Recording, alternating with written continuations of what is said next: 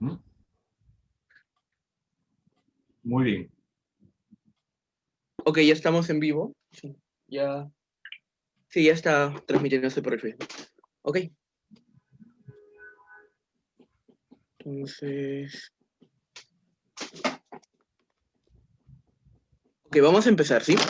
Perfecto. Bueno, antes que nada, muchísimas gracias a todos los asistentes el día de hoy que nos acompañan tanto acá vía Zoom como vía Facebook.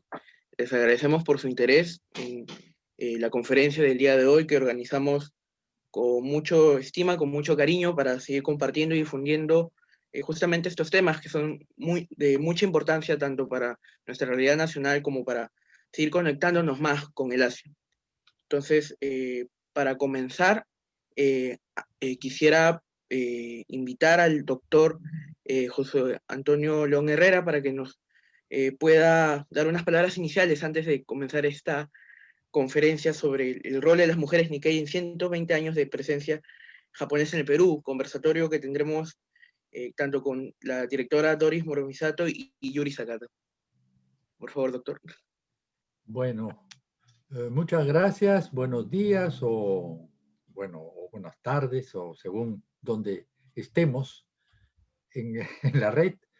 Y yo estoy muy complacido por esta, esta, esta propuesta de organizar este encuentro, porque para el Centro de Estudios Orientales, la estrecha relación que hemos tenido siempre con la comunidad Nikkei en el Perú y con la Embajada del Japón ha sido constante hasta ahora,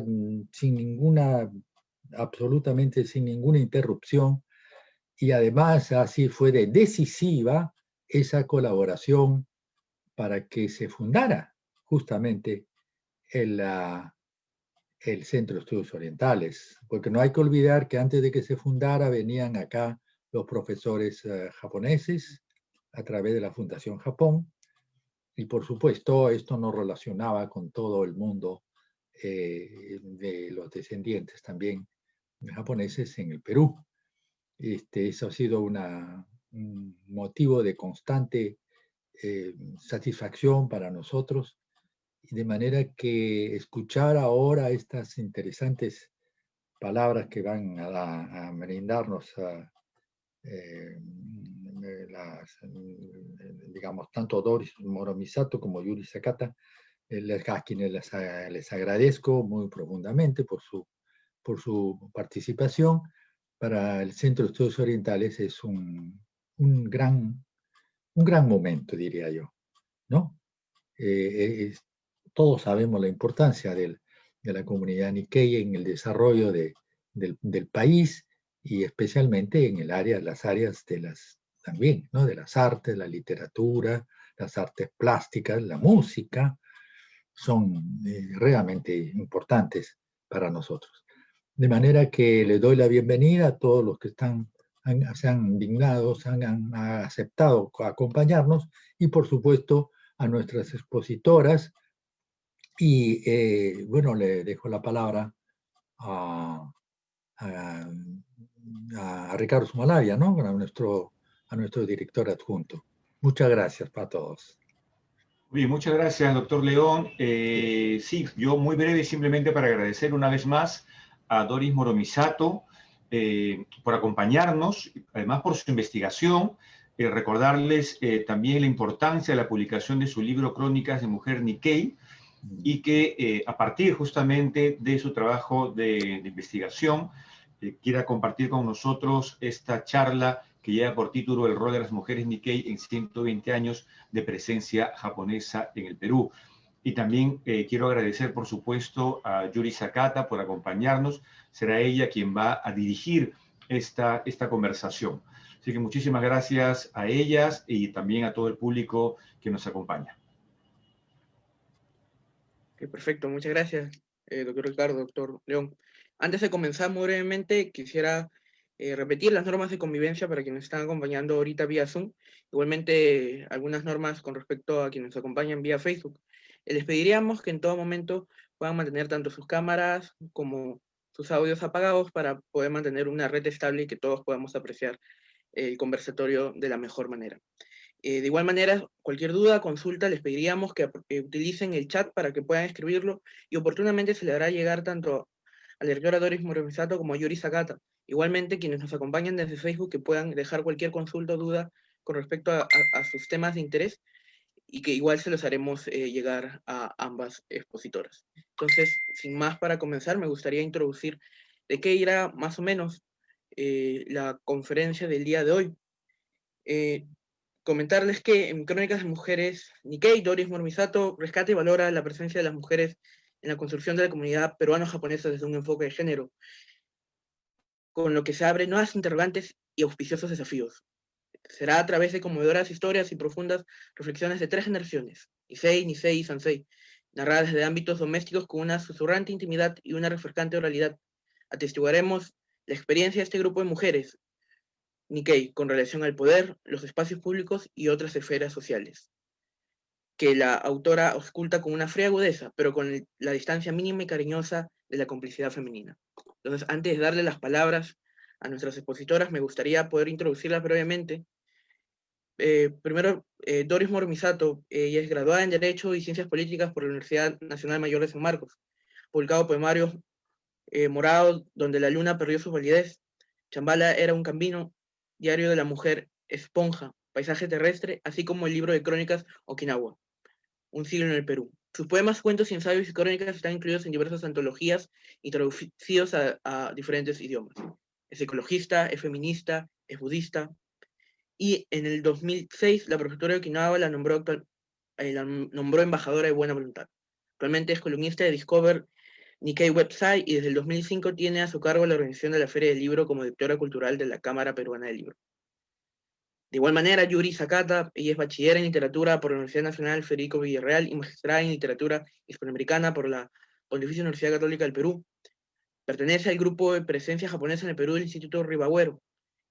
Ha sido editora y coordinadora del Fondo Editorial de la Asociación Peruano-Japonesa y actualmente es becaria de la Cooperativa Internacional Japonesa JICA para seguir sus estudios en doctorados en la Universidad Ritsumeikan en Osaka, Japón. Sin nada más que agregar, les agradecemos nuevamente por acompañarnos el día de hoy y quisiera darle las palabras tanto a la señora Doris Moromisato como a Yuri Sakata.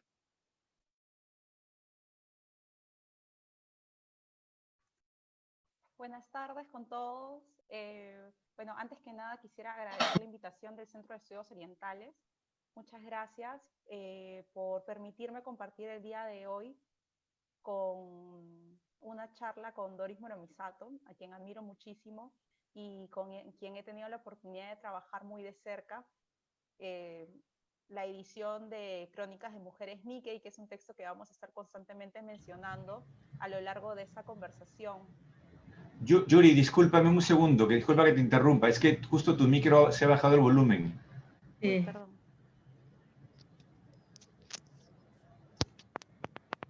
¿Se escucha? No sé. Voy a quitar. ¿Se me escucha? Sí, perfecto, ahora perfecto. Es que están construyendo acá y por eso me puse los audífonos, pero creo que ya se han ido a almorzar. Entonces,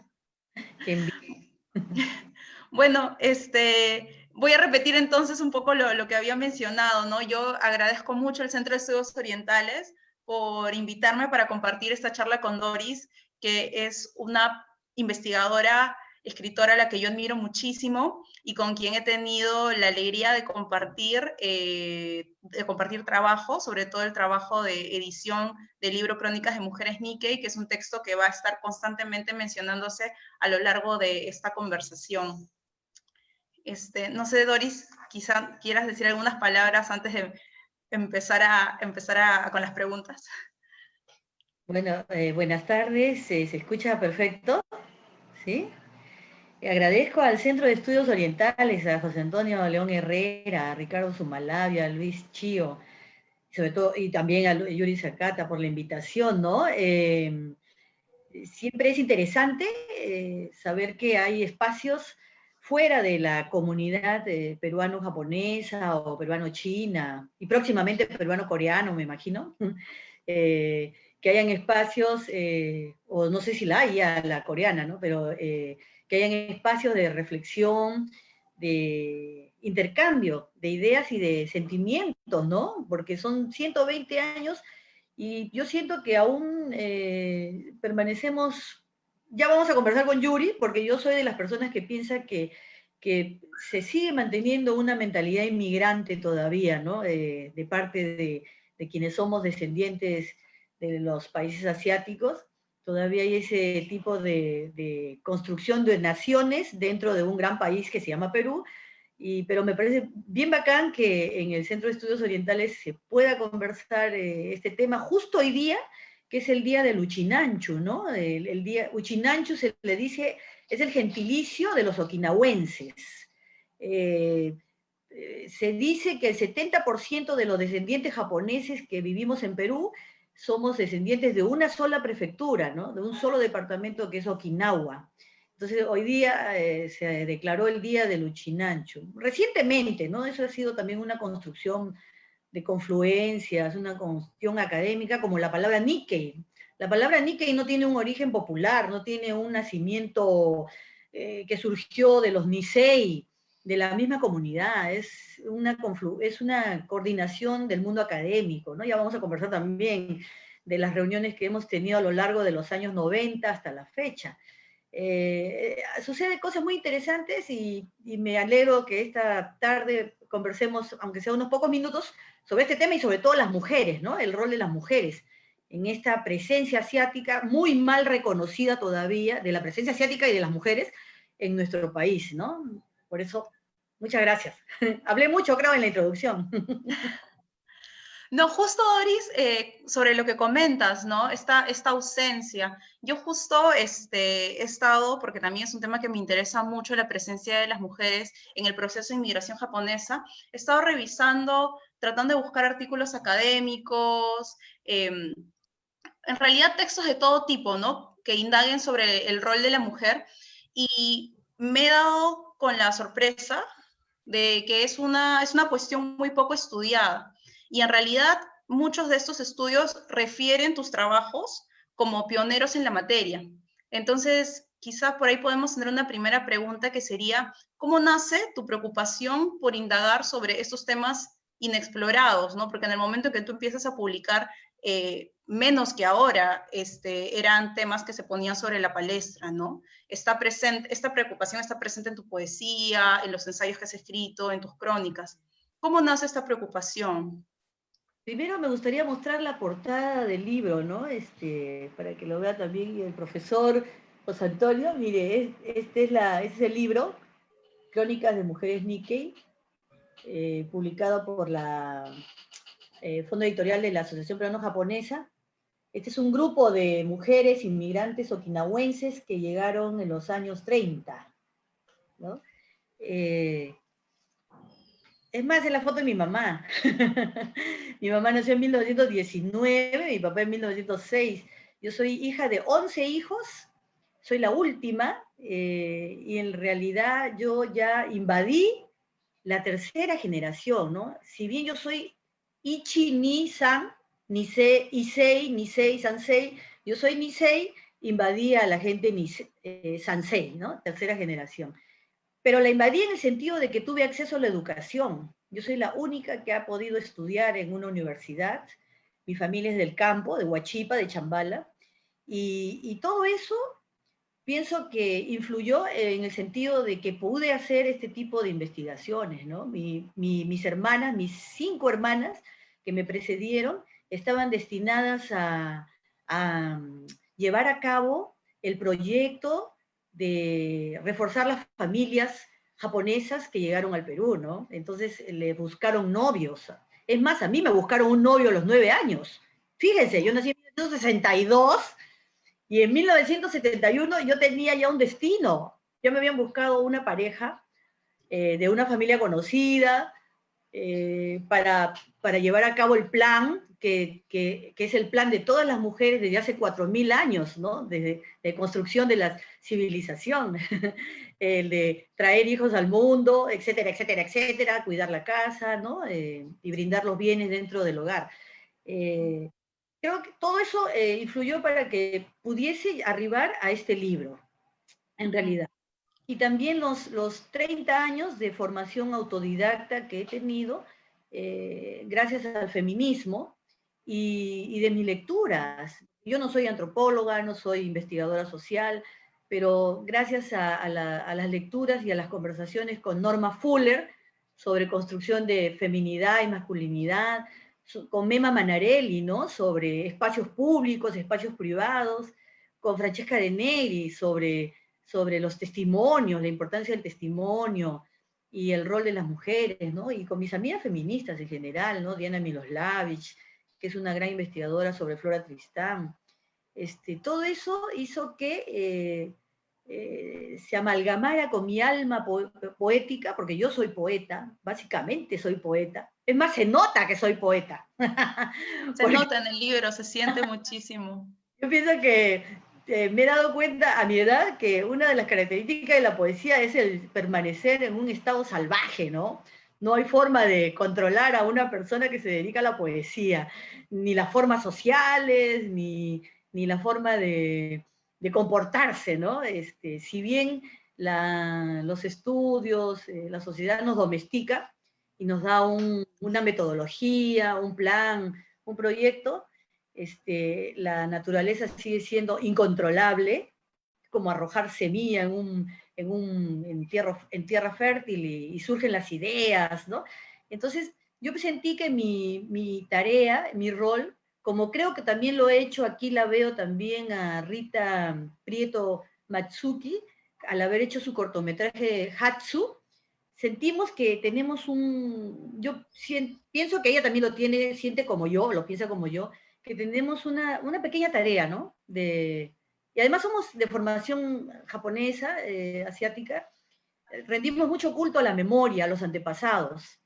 Y una pequeña tareita que debemos cumplir, que en la cabeza, es el de revalorar lo que hicieron por nosotras y que somos el continuum, somos la continuidad de ese largo linaje o esa larga presencia sobre la tierra, ¿no? Y por eso surgió este libro, porque había un impulso vital, que es el que me da la poesía, ¿no? Y todos mis libros de poesía es casi en bilingüe, porque hay palabras en okinawense.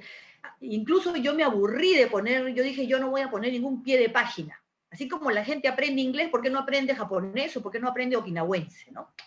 Que busquen, que busquen qué significa Otsukisama, ¿no? Luna llena, que busquen qué significa Mabuya, Mabuya, Mabuya, que es los 3 golpes que nos damos en la cabeza los okinawenses cuando sufrimos un susto. Es para que el alma regrese al cuerpo, una cosa así, ¿no? Es bien budista.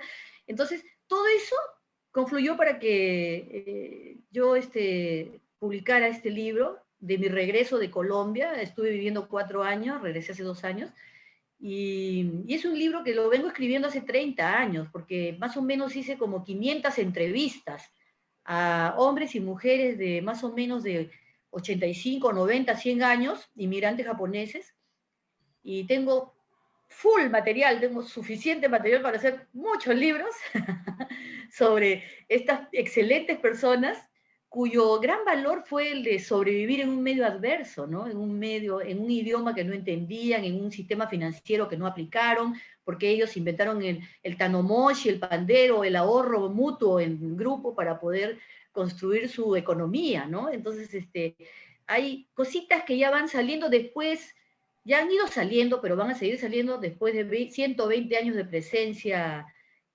japonesa, okinawense, y 170 años de presencia china, ¿no? En Perú. Bueno, ese fue el motivo por el cual surgió el libro. Doris, y en este proceso de indagación de material, ¿no? Y también me imagino de consulta de otros textos que exploren los procesos de la inmigración japonesa, ¿crees que la experiencia de la mujer inmigrante ha sido poco considerada dentro de este gran relato histórico de la inmigración japonesa? O sea, cuando se construye, ¿no?, la historia de una comunidad, se seleccionan ciertos acontecimientos, ¿no? Y por otro lado, esto también implica la invisibilización de algunas experiencias y sentires. ¿Crees que ha sucedido esa invisibilización de experiencias de las mujeres inmigrantes? Absolutamente sí. Como sucedió en todos los procesos migratorios, ¿no? Incluso las migraciones internas del Perú, ¿no? Cuando llega la migración ayacuchana o huancaína, cajamarquina, recién, gracias a los grupos de mujeres o algunas investigaciones de género desde el mundo académico, universitario, se está revalorando más de la mitad del personaje o de las personas que participaron en este proceso. En el caso de las japonesas, por supuesto. Me imagino que también sucede con la migración italiana, turca, judía, ¿no? China, sobre todo japonés y china, ¿no? Donde sabemos que el mundo, la construcción patriarcal es muy fuerte, ¿no? Sí. Pero es gracioso porque yo converso con mis amigas chinas, hijas de chino, y me dicen que no, que la comunidad japonesa es más machista, me dicen, ¿no? Porque el esposo tiene que sentarse, la esposa se tiene que sentar al costado del esposo para servirle té, me dicen las chinas, ¿no? Y yo le digo, y ustedes me parece más patriarcal, porque un solo hombre puede tener hasta 3 esposas, la primera, segunda, tercera esposa, ¿no? Porque la idea es reproducirse. Pero en fin, son matices, y a tu pregunta, la respuesta es que sí se cometió una injusticia, ¿no? Me imagino porque la recopilación la hicieron los hombres. No creo que haya habido una intención de dejarlas de lado, sino que también tenían que manejar un discurso muy exitoso y si se quiere, de combate, ¿no? Y de combate, de lucha de la adversidad, y casi siempre se emplean más miradas o terminologías guerreras, ¿no? De grandes empresas. Claro, de Y hecho que se privilegia ese tipo de acontecimientos, digamos, en los cuales da la casualidad que están más involucrados los hombres, ¿no? Y quizá el aspecto de la memoria, la cotidianidad, que es lo que tú rescatas en ese libro, lo que es sucede es dejado un que poco de lado, ¿no? se suele, pues, casi siempre, en primer lugar, enfatizar el hecho de la construcción de las instituciones, ¿no? Sí. De por sí somos, la humanidad tiene una tendencia colectiva, y la gente asiática sobre todo tiene un avance colectivo, ¿no? Entonces cuando se piensa en la comunidad, se piensa en las instituciones que se formaron, y se deja de lado lo privado, lo íntimo, que es el lugar más bien donde una comunidad se amalgama y se construye la base, ¿no? De esa comunidad. Me refiero a la comida, a los ritos, los pensamientos, las mentalidades. Entonces, sí pienso que se dejó de lado, ¿no? Este es el primer libro que se escribe desde una perspectiva de género. Incluso esto lo inicié en 1999 con la Fundación Japón en el Museo Japonés Americano en Los Ángeles, y ellos y ellas fueron las que me recomendaron que no dejara de lado el aspecto de género, que ya se escriben muchos discursos épicos de la presencia asiática, ¿no? Y más bien hay que ahondar en los detalles. Y yo pienso que justamente es el momento de los detalles para hablar del detalle, para hablar del todo, ¿no? Diana Okuma, la artista gráfica, lo está haciendo a través de la historieta. Con la historieta está hablando de la identidad Nikkei, ¿no? Eso, me parece que por ahí va la cosa. Sí, claro, como tú bien has dicho, ¿no? Quizás se ha privilegiado una mirada monumental sobre la historia, ¿no? Sobre estos grandes acontecimientos, la fundación de instituciones. De hecho que tú vuelves sobre muchos pasajes conocidos sobre la inmigración japonesa, pero tu perspectiva, tu lectura es otra, ¿no? Gracias a lo que tú mencionas, a tu marco teórico, al marco teórico que empleas, ¿no? Desde el feminismo, desde una lectura de género, vuelves sobre pasajes de la inmigración japonesa, ¿no? Y ahí en esa nueva lectura salen reflexiones que me parecen muy interesantes y un aporte muy valioso para mirarnos como comunidad. se suele pensar, ¿no? Que cuando se hablan de minorías o de comunidades migrantes, se suele pensar en un grupo homogéneo, y a veces no caemos en la cuenta que las distinciones de género confrontan a los sujetos de esta misma comunidad a situaciones completamente diferentes, ¿no? En ese sentido, me gustaría que quizá nos comentes un poco a partir de tus investigaciones, ¿cuáles fueron esas condiciones especiales bajo las que llegaron las mujeres japonesas al Perú? ¿Cuáles fueron los retos que enfrentaron ellas como mujeres? ¿Y qué papel desempeñaron dentro del orden familiar? Cuando hablas de lo monumental, quería anotar algo, ¿no? Un detalle también muy importante que me ha dado a mí el feminismo en el sentido de ver cada detalle es la oralidad. Y yo no digo que los hombres no hablaran, no también tuvieran una forma de hablar, ¿no? Sino hombres y mujeres. Pero la persona que está recogiendo esta oralidad debe darse cuenta de eso, ¿no? De ese detalle, por ejemplo, también se construye una nación desde las palabras, desde el mal español, se construye una identidad también con esa falsa o mala respiración, porque hablar mezclado japonés con castellano, hablan Hasamioina, caramba, dice, ¿no? Mezclar interjecciones, eso también forma parte de la construcción de una identidad. Por eso también somos así muy, no somos personas con un ritmo permanente, las personas Nike, somos unas personas saltimbanquis, somos muy, muy chispeantes, ¿no? Y eso también tiene que ver con el hecho de sobrevivir a un medio adverso y también del habla, cómo el habla, al encubrirnos, ellas se encubrieron para pasar desapercibido, cosa que era imposible por la cara, ¿no?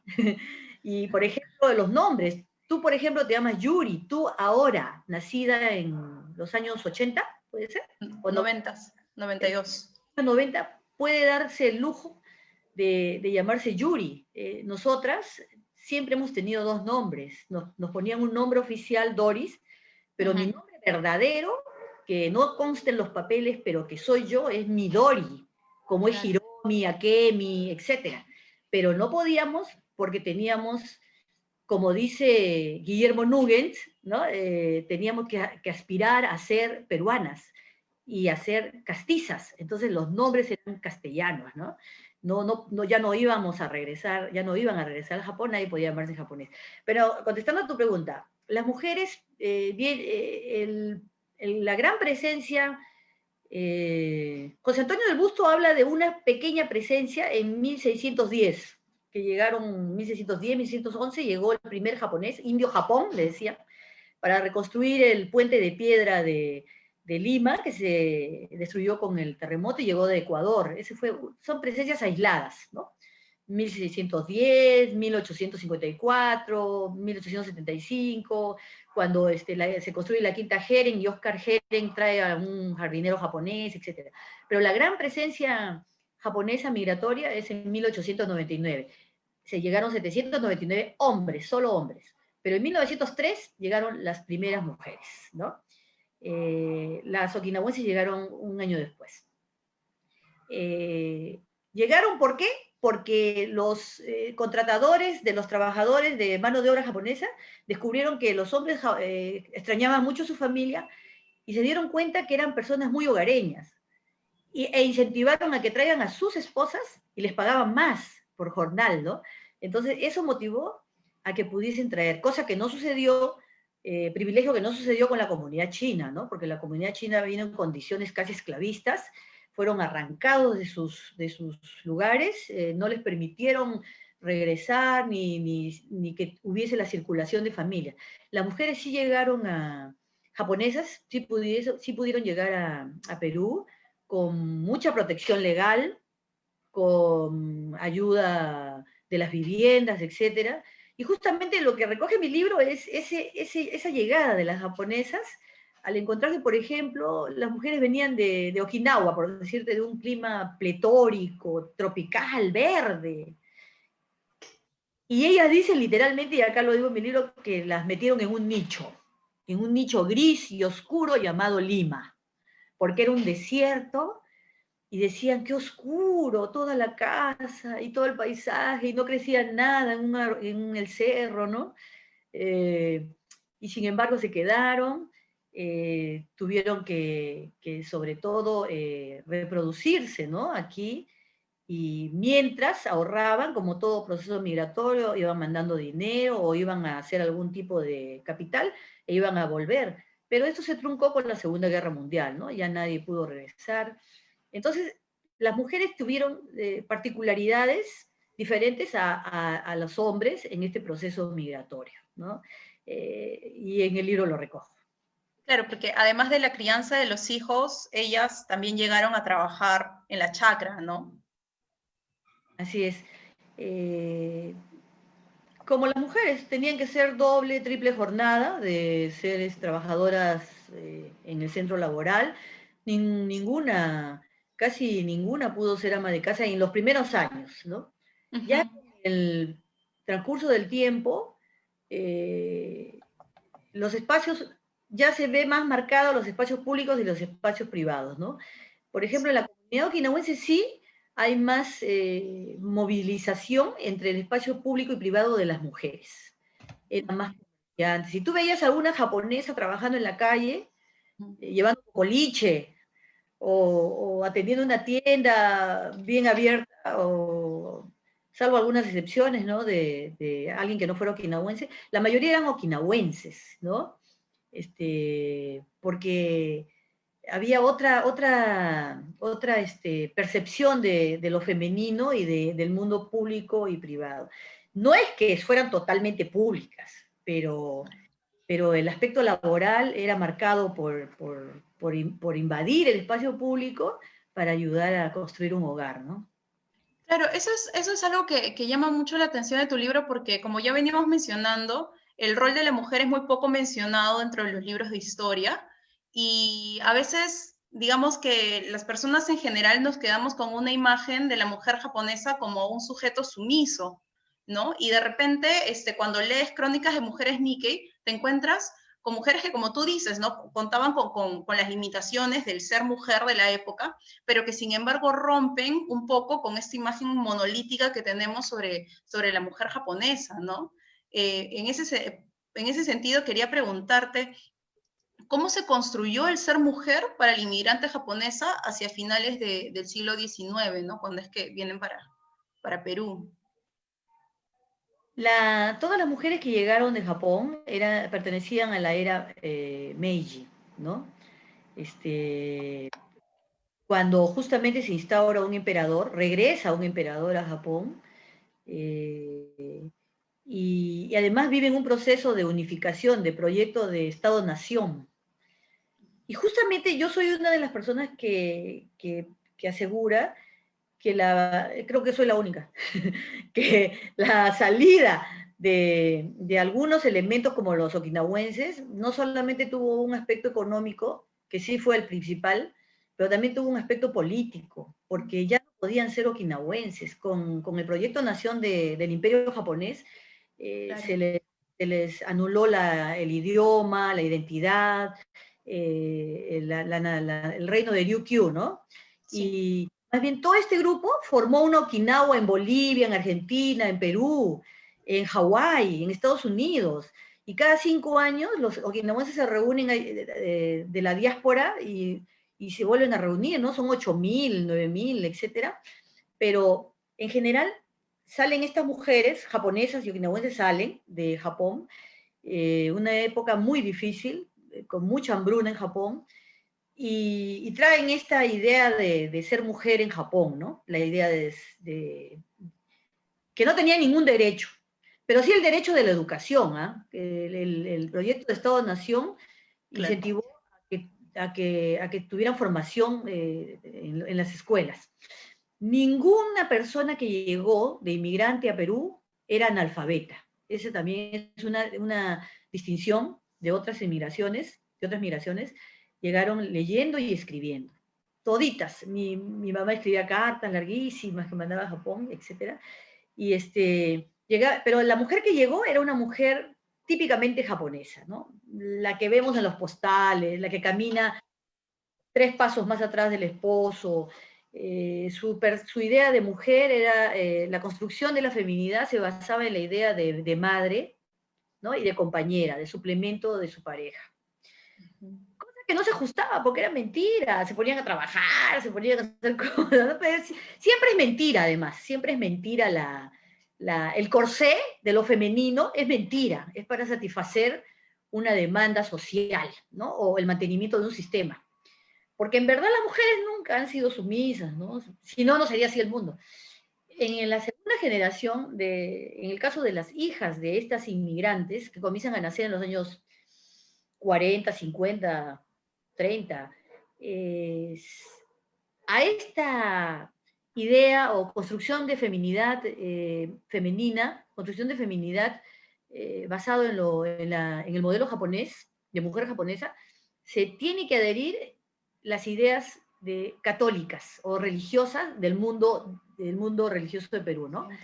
El modelo mariano, ¿no? Las virtudes, el marianismo, la virtud de María encarnado en una mujer. Entonces, estas señoras o chicas que nacieron en los años 40, 50, 60, tienen este modelo. Hay libros, hay tesis, ¿no? sobre cómo ser una buena esposa y una buena hija. Además, yo quiero contarte, yo soy feminista, por eso cuento mis cosas también. Yo nací en los años 60 y yo no he tenido derecho a una herencia.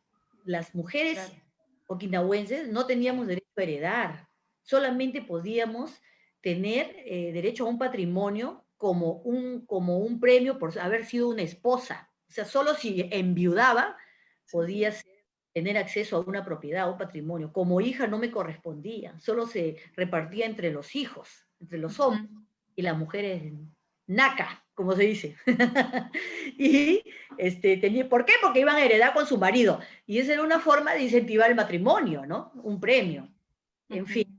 Es más, yo estudié Derecho justamente porque yo quería revertir esta situación. Pero después, pues ya me aburrí, a la larga ya lo dejé. Luego surge la tercera generación, que es la generación Sansei, Ichi-ni-san, que no sé, tú eres Sansei o Yonsei, ¿no? Tú vienes a ser Sansei. Sansei. Y ya su construcción de feminidad obedece a otros pensamientos, a otro modelo vital, ¿no? De la autonomía, a la formación profesional, tiene más acceso a la formación técnica, académica, etcétera, e incluso se comienza a dar más lo que llamamos matrimonios exogámicos, ¿no? Ya comienzan a buscar también, a depositar sus afectos o a la idea de construir hogares con otros grupos, por no decir razas, ¿no? En las mujeres Nisei eso no estaba permitido. Era casi una cárcel genérica o una cárcel sexual en el sentido de cuidar que no se reprodujera, que no reproduciera hijos de otra raza, ¿no? Era terrible. Le podía hacer lo que se llamaba el Ushanan Ham, algo así, una figura de arrojarla del grupo, ¿no? Pero no, ya las primeras generaciones, los inmigrantes japoneses se habían endulzado, ya se habían adaptado al Perú y no cometieron ese tipo de atropellos, de arrojarles de la comunidad. Son muy pocos casos de aislarles, de condenarlos al ostracismo, ¿no? Más bien se incorporaron, y más bien como es propio de la comunidad china y la comunidad japonesa, lo japonizaron a los elementos que llegaron a ser parte de la comunidad, ¿no? Entonces, básicamente, estoy resumiendo, es más complicado, sí, claro, pero estoy resumiendo cómo una mujer inmigrante, su hija, su nieta, cómo construyeron ser mujer, ¿no? Ser mujer, al principio estaba ligado a la maternidad, al segundo grupo tenía que amoldarse a los modelos peruanos del marianismo. El tercero ya es más acorde, porque además las que nacieron en los años 60 ya tenían la influencia de la televisión, de las revoluciones sociales que surgían, ¿no? El movimiento hippie, la revolución cubana, ya había más ideas liberadoras, los centros académicos, la academia, ¿no? Aportaba más para entender qué pasaba, y eso le goteaba a la gente común y corriente también, de que por qué, ¿no? Solamente tenía que conducirse por un solo camino una persona, si podía ser libre. La idea de libertad, eso, el germen de la libertad se fue introduciendo en las mujeres, hijas, nietas de inmigrantes asiáticos, porque hay que entender que el mundo asiático es mucho más difícil para mí, bueno, no sé, es muy difícil de contrarrestar, porque ni siquiera está basado en una violencia física, está basado ni siquiera en un dios, está basado en siglos y siglos de convencerte de que así ha funcionado y que eso ha funcionado bien, que así han surgido hijos buenos, hijas buenas, que nadie se ha muerto de hambre, que nunca ha habido ocio, vagancia. Entonces, por ejemplo, mi padre, ¿no? Mi padre era un hombre muy mayor y nunca te hablaba en segunda persona, nunca me habló en segunda persona, hablaba en tercera persona, como si fuera un emperador en la casa, ¿no? Él, para decir que hacía frío, yo siempre pongo este ejemplo, para decir que hacía frío, y solo él y yo estábamos en una habitación, no me miraba a mí, no me miraba hacia arriba y decía, hace frío, mejor cerrar ventana. Y la persona que estaba al costado tenía que entender que yo tenía que cerrar la ventana. Y era un imperativo categórico, así, Entonces, ya lo tomo por la broma, aunque en esos momentos yo rabiaba, ¿no? ¡Ah! Quería hacer mi revolución, pero ahora lo tomo por la broma y lo conduje también por el lado de la poesía, ¿no? Eso es cuando se hacen las cosas con cariño. Una de las características del libro es que el libro está hecho con mucho cariño, con mucho cariño. Se recuerda, hay 17 historias, muchas de ellas testimonios, y también hablo de mujeres públicas como Miyoko Shimizu en los años 30, que fue muy amiga de Leguía, hablo de Tisa Tsuchiya, hablo de la creadora del Pulpito al Olivo, ¿no? De mi amiga Nakanakari, hablo De Rosita Yimura. De Rosita Yimura, incluso hablo de la mamá de Alberto Fujimori, a quien conocí, que era una señora muy simpática, tocaba el piano, conversaba mucho. Entonces hay varias historias y está hecho con mucho cariño, aparte del análisis de género que hice, basándome en el marco teórico que te dije de estos 30 años de feminismo y de leer bien a todas estas mentoras mías. Y ahora, Doris, pasando un poco, justo ya que nos has adentrado en algunas de las historias que se presentan en el libro, quería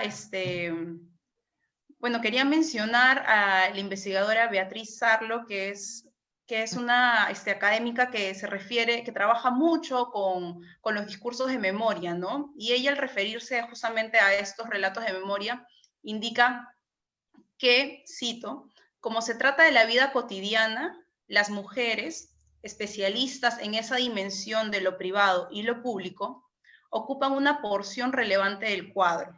Estos sujetos marginales, que habrían sido relativamente ignorados en otros modos de la narración del pasado, plantean nuevas exigencias de método e inclinan a la escucha sistemática de los discursos de la memoria. Yo creo que aquí se resume un poco varios temas que hemos ido abordando, esas nuevas exigencias, ¿no? Y que de algún modo han generado pues estas nuevas lecturas sobre el proceso de inmigración que tú has emprendido en tu libro.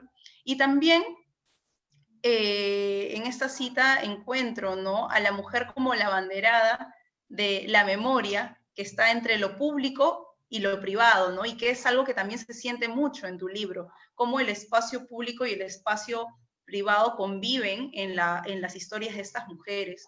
¿Tú crees que estos relatos testimoniales, este híbrido literario que tú has construido a partir de memoria, de testimonio, de crónica, puede darnos alguna información sobre experiencias de la inmigración que quizás no se habrían alcanzado de otro modo? desde otro género? Eh, ¿Qué posibilidades te ha abierto el trabajo con la narración, como tú mencionabas, con la oralidad, con la memoria, con el testimonio?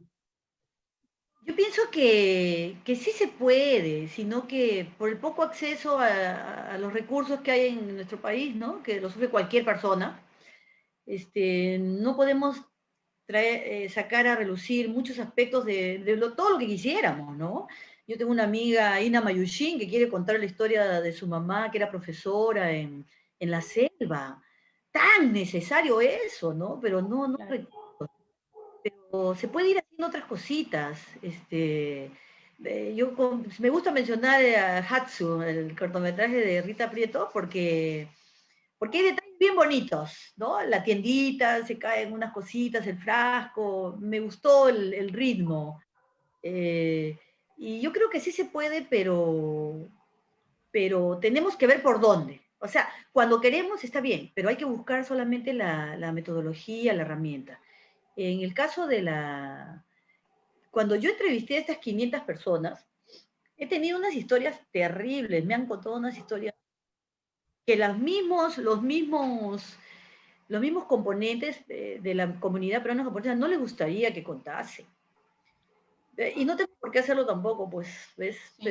Pero eso se hace ya no a través de los ensayos, sino yo pienso que de la ficción, ¿no? Porque además la ficción puede captar mejor la magnitud de una realidad. Óscar Ugarteche decía, siempre solía decirme, ¿no? Que para poder conmover o sacudir a un grupo o una sociedad, más que unas frías cifras estadísticas, es mejor un cuento bien escrito sobre el hambre o la injusticia. Entonces, la ficción nos sirve para eso, para acercarnos mejor a la realidad. O como decía José Carlos Mariátegui, ¿no? Para acercarnos a la realidad es mejor la ficción, porque puede captar mejor, ¿no? En cambio, contar la realidad por la realidad puede generar monstruos, decía Mariátegui. Y eso lo decía a raíz de la poesía soviética, que es horrible. La poesía que se hizo en la Revolución Rusa es horrenda, ¿no? La Revolución Soviética. Entonces, sí era necesario hacerlo a través de estas crónicas y Y el alcance también ha sido mayor, me parece, Doris, ¿no? Sí, no pensé que iba a ir muy bien, ¿no? Porque en un año se agotaron 2 ediciones, casi se han agotado 2 ediciones, ¿no? Y no pocas, ¿no? Son ediciones de 500 ejemplares, que no solamente le ha interesado dentro de la comunidad peruano-japonesa, sino también al público en general. ¿Por qué? Me imagino por lo fresco, ¿no? Por lo fresco de la manera de acercarse, que puede servir tanto a quien esté estudiando género o a quien quiere solamente chismear qué le pasó, a divertirse y ver qué le pasó a la señora, por decirte, Tsuru Chinen, ¿no? Que ella decía, yo no casa otra vez, yo cuida hijo nomás, así hablaban. O a la señora, que atendía, que me gusta mencionar, que atendía un bar. Kame Yagi. Sí, es Yagi, ¿no? Sí, Kame Yagi, del bar. Kame Yagi, que para votar a los borrachos de su cantina, ella aprendió a decir, ¿no? Oye, sécalo, ¿no? Para que se vayan. O venía el que le cobraba la coima y ella le decía que era oradón, ¿no? Por la hora, ¿no? Entonces, todo eso. Y hablando de eso, me parece interesante lo que yo mencioné a la hora de promover este evento, que yo mencioné cómo las mujeres que llegaron de Japón tenían nombres de cosas y de animales. Se llamaban Oya, Os, Ciruelo, Kame, Tsuru, Grulla. ¿Por qué? Porque era una cosmovisión budista y no les avergonzaba llamarse como lo que les rodeaba, ¿no? Pero eran nombres terrenales. En cambio, los hombres siempre se han llamado Ryu, grandeza, relámpago, estrella, ¿no? Dorado. Claro. Porque finalmente los nombres, como decía Guillermo Nguyen, ¿no? En el laberinto de la Choledad, el nombre que colocas es el nombre de las aspiraciones, ¿no? Y también para que te ubiques. En este caso era para que se ubiquen y cumplan su rol, las mujeres en el mundo terrenal, doméstico, y los hombres en la aspiración de la trascendencia y de buscar el futuro del hogar, ¿no? Cosa que no es verdad, es un discurso, así son los discursos, ¿no? Como los discursos de los emancipadores o de los precursores. Por eso yo también me baso mucho en un libro me basé mucho también en un libro de Doris Sommer, Ficciones Fundacionales, cuando habla cómo los precursores de aquellos años de 1821, 1810, etcétera, del siglo XIX, eran precursores y eran escritores. Claro. Y cómo construían el personaje femenino y masculino con la aspiración de construir ese tipo de repúblicas, de mujeres como María, de Jorge Isaacs, mujeres domésticas o de adorno, ¿no? Y los hombres sí eran los que tenían que llevar los destinos del país. Entonces, todo ese tipo de lectura, ese tipo de análisis puede servir para crear libros como el que he escrito y que lo debe hacer cada comunidad, turca, italiana, cada migración ayacuchana, cajamarquina, sobre el valor que tienen las mujeres en los procesos de las movilizaciones, pero no solamente para hacerle justicia, sino porque eso es lo que sucede en el mundo. Las mujeres construyen el lugar donde van y no se las ponen como las que colocan para que brinden el servicio o porque hagan el mantenimiento de esa cosa llamada hogar, ¿no? De ese proyecto llamado comunidad. Cumplen un rol activo e importante. Entonces, hay que hacerlo a través de canciones, poemas, crónicas, libros, de lo que se pueda. Claro. Sí, claro, definitivamente también la metodología que tú aplicas en estos artículos es muy interesante porque tú estás trabajando con la oralidad, estás trabajando con, por ejemplo, la conformación, los criterios para colocar nombres, ¿no? Que son, digamos, algunos aspectos sobre los que no se tiende a analizar. Y ahí también quizá me atrevería a decir que hay una mirada muy masculina también sobre cuáles son los elementos a analizar, los elementos que se deben analizar para construir la historia, ¿no? Entonces, digamos que tu mirada desde el feminismo, creo, Doris, te permite poner el ojo sobre estos elementos que quizá han pasado desapercibidos, pero como tú bien dices, representan una fuente muy importante para ir cubriendo esas brechas, esas omisiones dentro de la construcción, porque finalmente es una construcción dentro del relato, ¿no? de la historia de la inmigración japonesa, y que, como bien dice, se puede trasladar a la historia de la inmigración de muchas otras comunidades. Pero no sé si me permites anotar algo, sí, ¿no? Yo claro. pienso que, como hablamos, como decía en la conversación que tuvieron Rita Segato y Diamela Eltitz, ¿no? De lo que se trata ya prácticamente, ya ni siquiera es de desmontar la identidad femenina, sino la masculina. Al final, la identidad femenina tenemos algunos defectos, es cierto, porque nos formaron así, pero la identidad que debe cuestionarse y desmontarse, como dice Rita Segato, es la masculina, porque está construida en base al guerrerismo, a la violencia, al discurso monolítico, ¿no? Entonces, pienso que cualquier novela, cualquier relato, cualquier poema o cualquier crónica, ensayo, no solo es el olfato de una feminista en el sentido de las mujeres, ¿no? Cuyo objetivo son las mujeres, sino también de aspectos en general, masculino, la niñez. Hay detalles que se tienen que sacar a relucir de los mismos hombres. No solo que lloraron y se escondió y lloró, eso no, pues, porque eso ya, por favor, ¿no? Hay unos detallitos, que el niñito cuando coge su ropita y lo dobla, ese tipo de delicadezas, o un hombre mayor que tiene algún detalle o un pensamiento, son detalles que podemos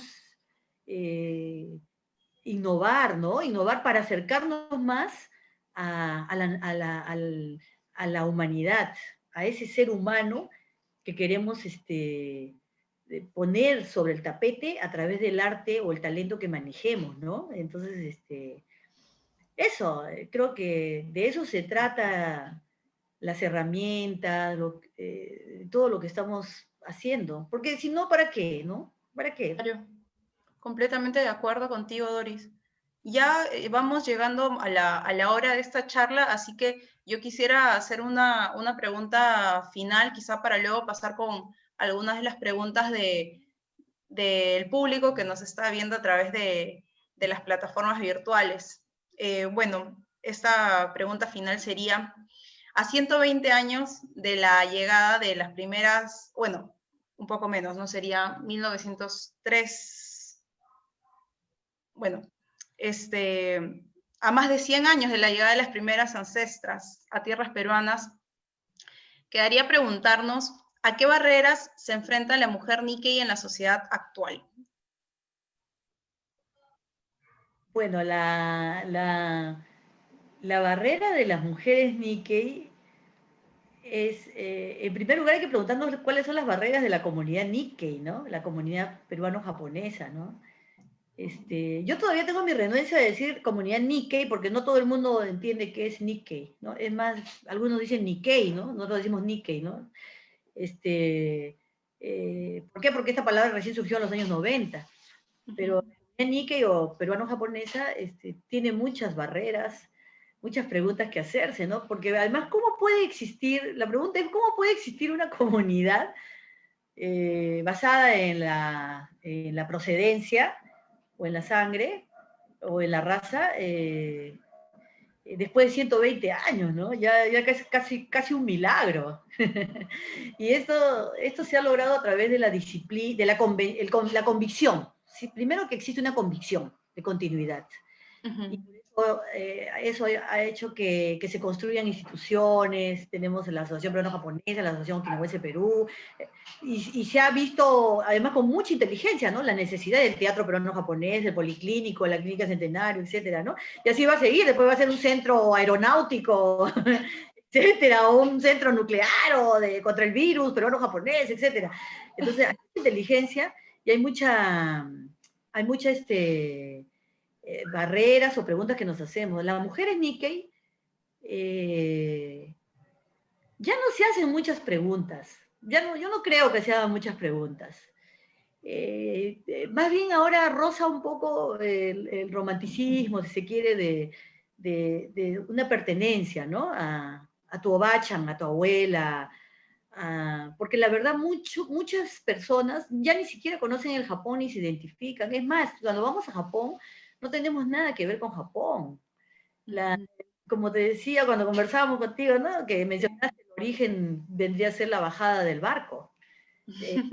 Lo Nikkei nace cuando pisaron el puerto del Callao o de Cerro Azul, etcétera, ¿no? Igual en Argentina, en Chile, Bolivia, etcétera. No, ya no hay una... Nuestros antepasados no son los japoneses, nuestros antepasados son los inmigrantes japoneses que llegaron a Perú, ¿no?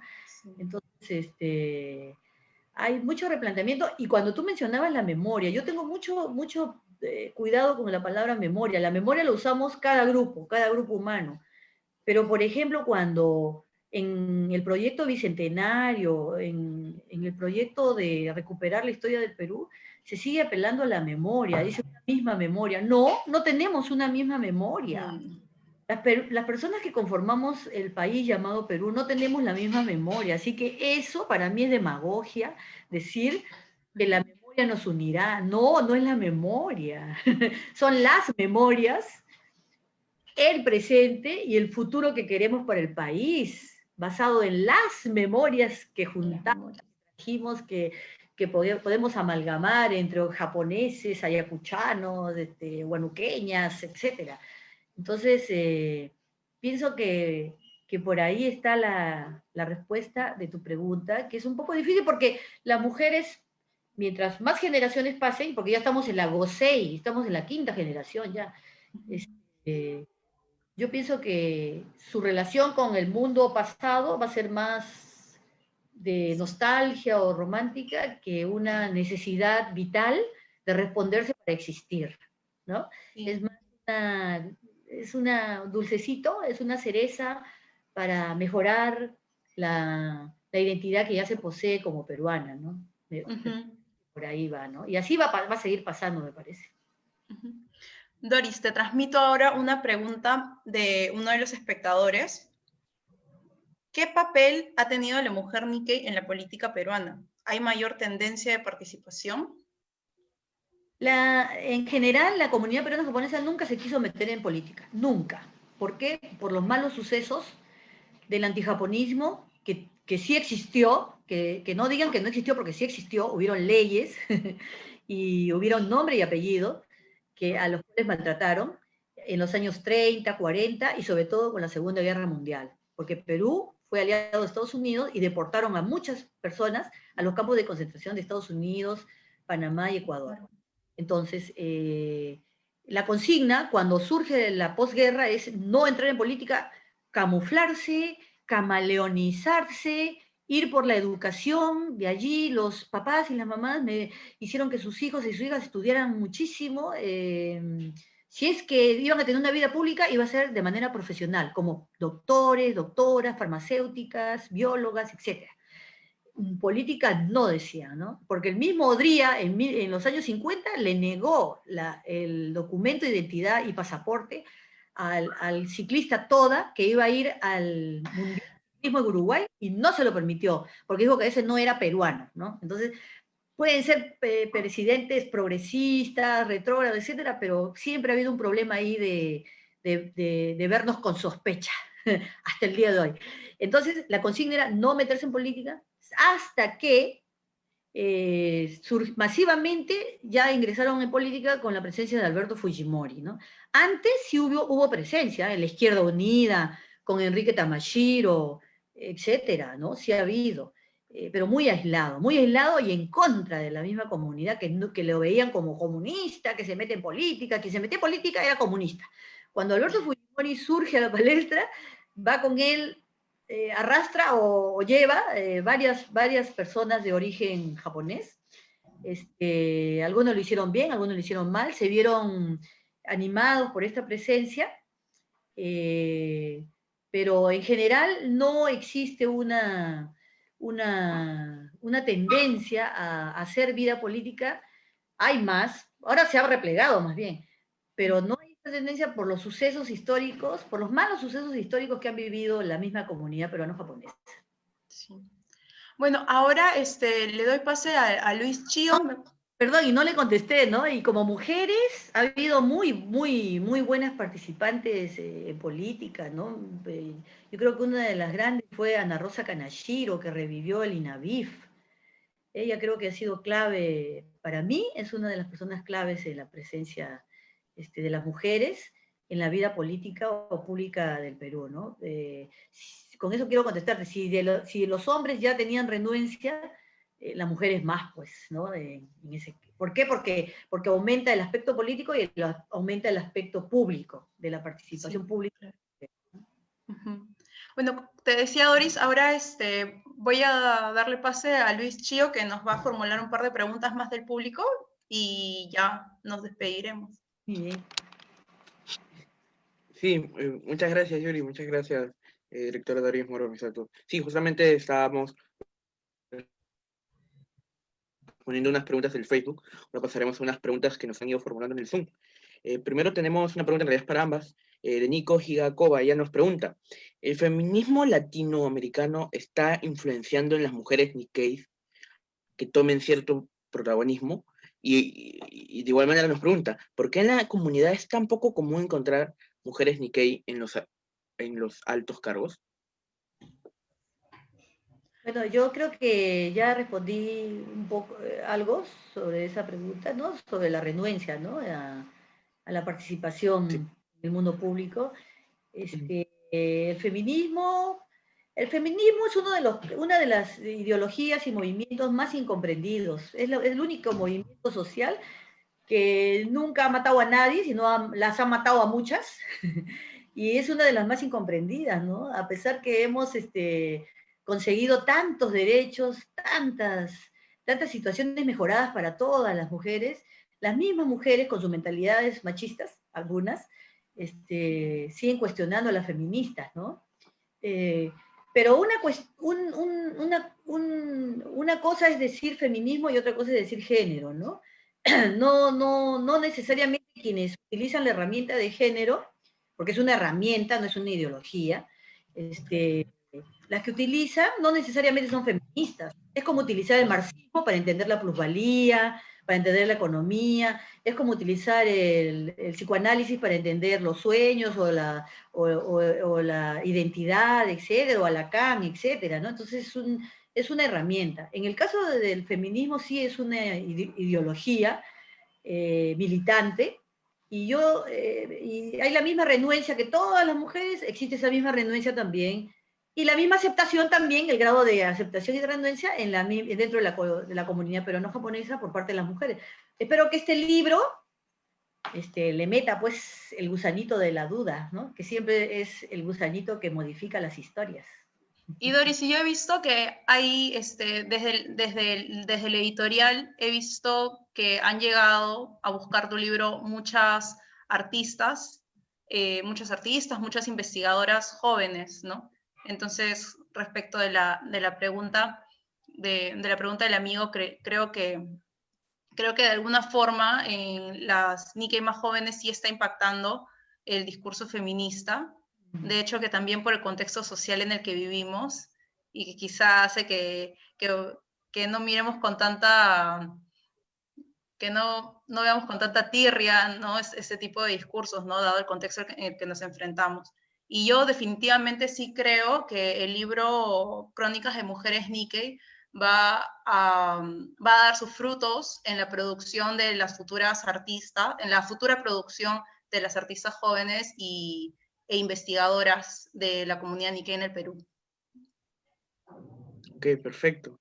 Sí, justamente están preguntando dónde pueden adquirir el libro. Algunas más que nada dicen que no pueden salir de casa justamente por la pandemia, pero que les gustaría recibir mayor información. En todo caso...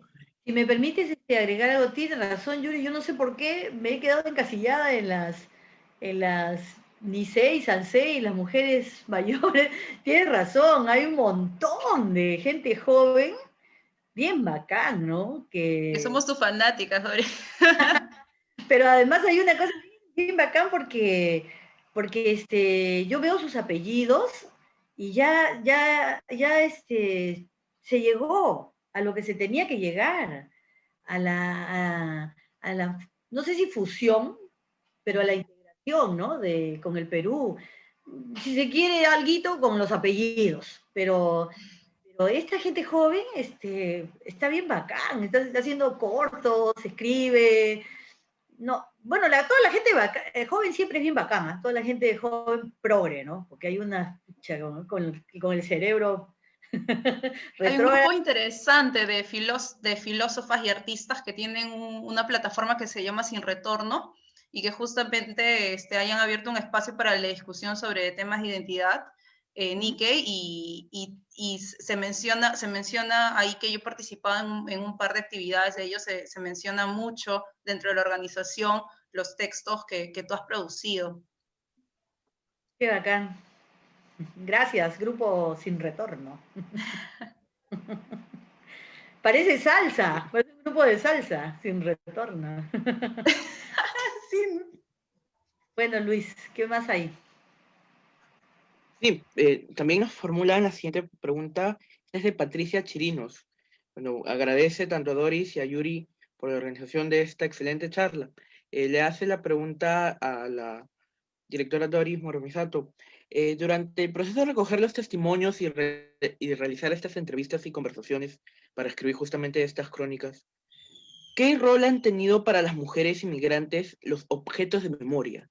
Ya sean cosas que trajeron consigo o cosas que guardaban de esos primeros años. ¿Qué rol ha desempeñado en la construcción de sus identidades? Los objetos que trajeron, si eso tuvo que ver con sus identidades. Bueno, justamente más bien al revés, ¿no? Su identidad hizo que trajeran estos objetos, ¿no? Y más bien el rol de un objeto es el de aspirar a que se congele cierta identidad, ¿no? Mientras esté el objeto. Sin embargo, perdido este objeto, sigue la identidad, cumplió su rol el objeto. Pero no, la mayoría ya casi no tenía, trajeron cositas, no podían traer mucho tampoco. Ellas venían con sus trajes normales, porque eran personas muy pobres, y al llegar el barco al puerto, al anclar en el barco, tenían que ponerse sus mejores trajes, sus kimonos, y aquí hay un suceso muy, muy divertido, bueno, divertido para ahora, pero a esa época fue trágico, ¿no? Porque en los años 30 hubo muchos matrimonios por fotografía, y entonces mandaban unas fotos de mujeres hermosas, pues, ¿no? Y cuando llegaban, ya ha sucedido casos, ¿no? Yo estoy escribiendo unos relatos sobre estos casos, ¿no? Que llegaban y el novio que le esperaba comparaba la foto con la persona que ya estaba ahí esperando en el barco y la dejaba con el traje puesto, ¿no? De novia. ¿Por qué? Porque no se parecía. O sea, eso también sucede en las mejores familias. Sucedió en la historia de la comunidad, ¿no? Y trajeron muy pocas cosas. Sin embargo, yo pienso que para quien preguntó, ¿no? Para Patricia, quienes vinieron budistas, gente muy, que construye la espiritualidad de manera muy distinta al modo monoteísta. El budismo no es un dios, ¿no? No es un monoteísmo. Es más, el budismo permite que incluso pueda creer en Jesús, pueda creerse en varios dioses, porque para el budismo hay sitio para todos los dioses y las diosas, ¿no? Entonces, ese mismo desarraigo, esa misma forma de no apegarse a las cosas, al poder de alguna cosa o alguna persona, hace también que trajeran mucho más en su interior. Sus objetos los traían Miren qué fuerte habrán sido sus objetos, que hasta el último día que mueren, y vivían 90, 100 años, seguían recordando una lampita, una cosita que le regaló su papá cuando tenían 14 años, o sea, estamos hablando de 1924, ¿no? Entonces, todo lo traían dentro y lo volvían espíritu. Casi no se tienen muchos objetos, ¿sabes? O sea, si se refiere a cosas, por eso que el museo, no hay tantos museos, hay un solo museo acá, ¿no? Con objetos que se ha podido reconstruir con algunas cosas más contemporáneas. Pero no sé si eso puede ayudar a responder, ¿no? Que más bien una trae el objeto para poder lograr congelar su identidad y aferrarse como una especie de cábala a ese objeto, ¿no? Hasta cierto punto, porque después de hecho se pierde, ¿no?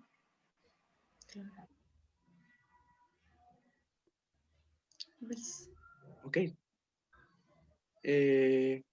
Bueno, en realidad todas las preguntas ya han sido de una u otra manera contestadas, como mencionaba la directora Doris. En realidad muchos comentarios, un poco de la línea que mencionaba, ¿no? Por ejemplo, Nico menciona, ¿no? Mi Oba-chan se llamaba Kameko, sus hijos de broma le decían solo Kame, que significa tortuga. Y comentarios un poco más de esa línea. Pero a mí me gustaría mucho, Luis, que si pudieses acercarme todo, porque estoy viendo varios. Yo no conocía, hay una señorita Viviana Goto que dice que es actriz Nikkei. Mira, yo no sabía, mira, me encantaría conocer, yo soy muy curiosa y me encantaría conocer a todos y a todas y luego entablar conversaciones. Te agradecería muchísimo si me las haces llegar, por favor. Sí, está bien, estaremos presentes toda esta información de la gente que se ha inscrito para que usted pueda ponerse en contacto. Sí, justo acaban de escribir otras preguntas. Nos pregunta Joel Enrique Dávila, ¿qué tanta diferencia había en la vida de las primeras generaciones de las mujeres Nikkei en Lima con diferencia en provincia, sobre todo en la serranía?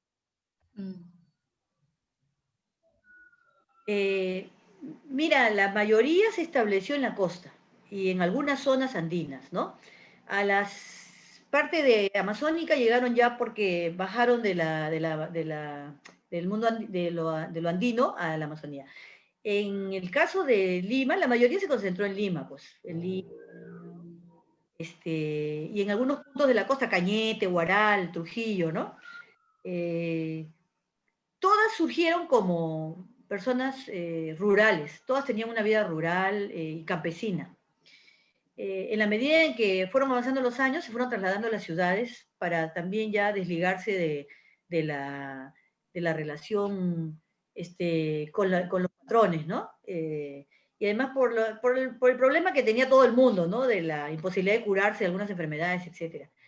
Las personas que se quedaron, las mujeres que se quedaron en el mundo, en la zona amazónica, andina, por lo que yo he investigado, tuvieron más acceso al mestizaje. Si se puede emplear esa palabra, ¿no? Mestizarse, ¿no? Ya formaron familias. Tenemos casos muy simpáticos, ¿no? Todos son simpáticos, pero tenemos a Angélica Jarada, la princesita de Yungay. Ella es cantante, una reconocida cantante folclórica. Jarada es un apellido japonés. Y yo he conversado con ella, tiene muy bonitos recuerdos de su infancia, y ha convertido ya algo híbrido, ¿no? Las dos vertientes de su vida. En Huancayo hay muchísimas. La doctora Ana Rosa Kanashiro se casó con un peruano, con un doctor, y ella estuvo en Jauja. Entonces hay varias. Le fue difícil, vivieron los mismos problemas de ser mujer, vivieron las mismas adversidades. Incluso seguro más, porque al final el mundo urbano te permite más clandestinidades, te permite ser más subrepticia, ¿no? Porque es más, mientras más cantidad de gente, mientras más cantidad de locación, es más fácil sobrevivir para quienes somos clandestinas, ¿no? Quienes no tenemos la oficialidad. Entonces, ya para ir cerrando este bloque, hay una última pregunta, es de Viviana Coto. Ella pregunta a la directora Doris, con respecto a sus investigaciones que ha encontrado, ¿podría decir que hay diferencias en las realidades de las inmigrantes de Okinawa y de otras prefecturas como Yamanashi, Kumamoto o de otras regiones del Japón con respecto a la inmigración acá en el Perú? ¿Pero dijiste deidades o identidades? Realidades. Realidades. Sí. Por supuesto. Bueno, yo lo digo porque yo soy embajadora de buena voluntad de Okinawa y soy recontra okinawense, ¿no? Soy parte de la nación okinawense, ¿no? Que no tiene territorio. Somos una de las 4 minorías de Japón protegidas por Naciones Unidas, que incluso protegida por el abuso del gobierno japonés, porque el 20% del territorio de Okinawa está ocupado por las tropas estadounidenses, que le permite a Japón que estén ahí, porque justamente de ahí salen a bombardear o a vigilar todo el sudeste asiático, y a Okinawa hace tiempo que quiere que se vayan y nada, pues. Pero sí hay mucha diferencia en la identidad y en la realidad que vivieron cuando migraron a Perú y luego cuando fueron formando las comunidades.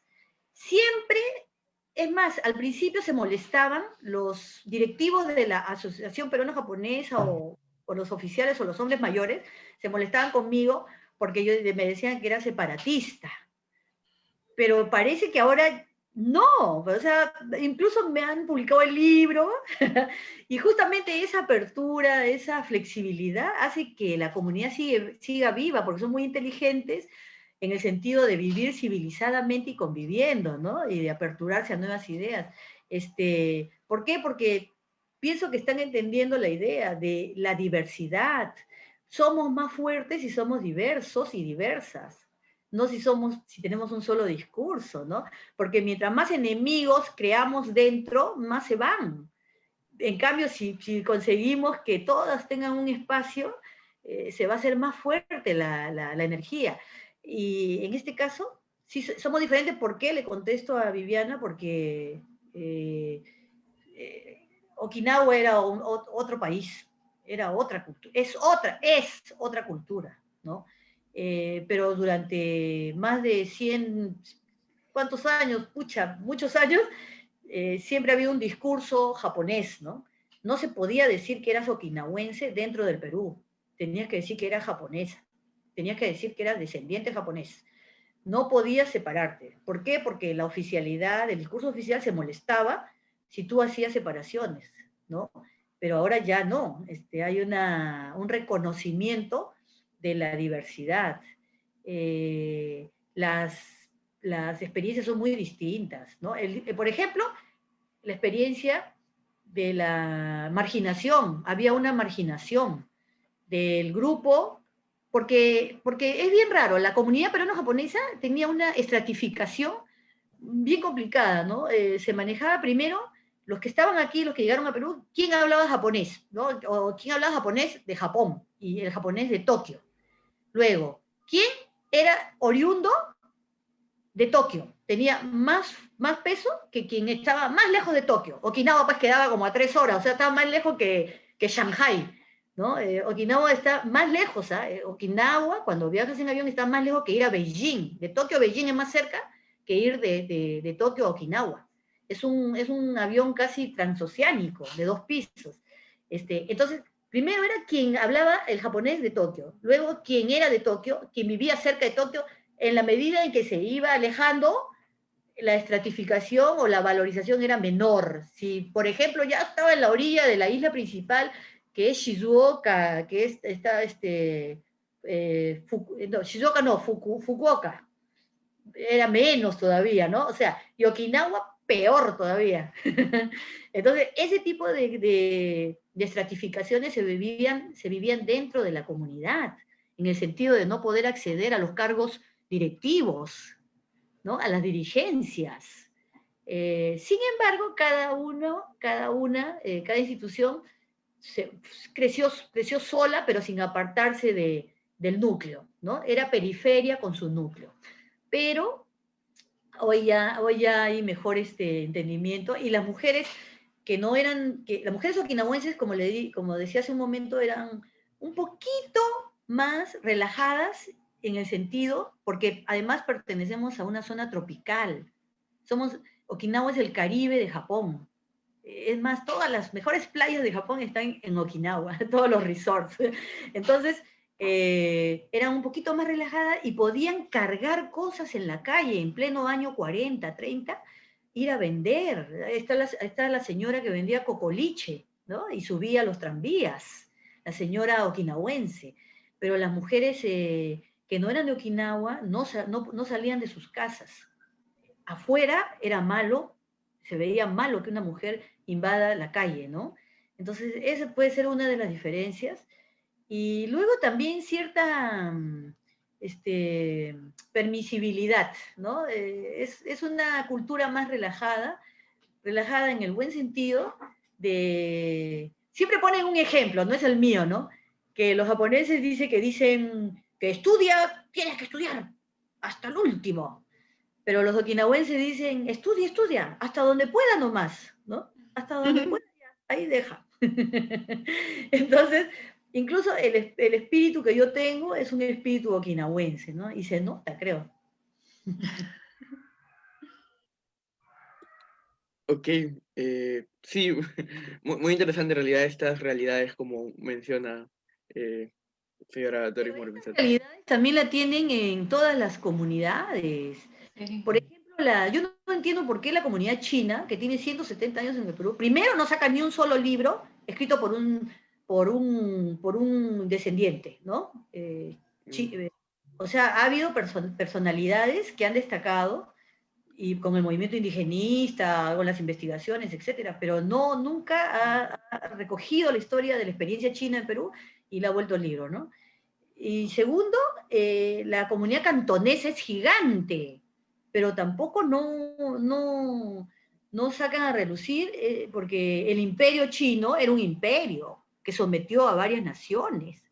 La nación cantonesa es una nación que no se parece a la nación china, ni siquiera hablan el mismo idioma, pero no sé por qué no sacan a relucir. Yo creo que, bueno, yo siempre le digo a Julia Wong que ella es hora, hermana, de las armas.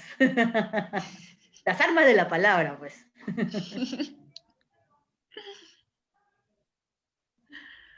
No sé si hay otra pregunta.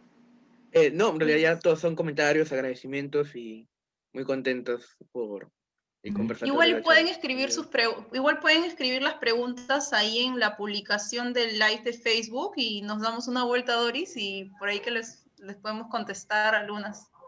Sí. Más bien, muchas gracias. Muchas gracias por haberme permitido ser como soy. No estoy pidiendo disculpas, ¿ah?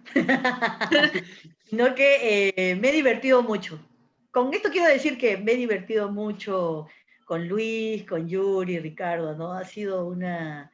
Y es más, con las preguntas y con los comentarios de Yuri y las preguntas de Luis, me han hecho pensar algunas otras chispas, otras dudas, así que voy a seguir buscando algunas cositas. Sí, Doris, por nuestra parte en el Centro de Estudios Orientales de la Universidad Católica estamos sumamente agradecidos. Estoy seguro que los que nos han acompañado hasta ahora también. Ha sido todo muy dinámico y es verdad que a diferencia de otras reuniones que hemos tenido aquí a través del Zoom del CEO y que la pasamos también muy bien, aquí hay datos interesantes que creo que sí vale la pena. Por ejemplo, alguien por ahí mencionaba que su bisabuelo había trabajado para el presidente Prado, y que tuvieron que cambiarle de nombre para que se pueda quedar. Entonces, ahí así hay diferentes datos interesantes que han ido dando, que no hay que dejarlos, ¿no? Le decimos al público, lo vamos a guardar y lo vamos a enviar a Doris, a Yuri también, para que puedan, allá hay material, digamos, eso es lo interesante. O como la actriz Nikkei que se acaba, la persona que se acaba de anunciar, ¿no? Entonces, eso, Doris, gracias a ti, gracias a todos los que han participado. Ha sido una sesión estupenda. Compren el libro, vayan a buscar el libro o a través de las redes también, si lo pueden adquirir, que vamos a tratar de facilitar esa información. Y bueno, que nos reunamos en otro momento. Doris, gracias, Yuri. Gracias, Luis, por tu coordinación y a todos ustedes. Hasta muy pronto.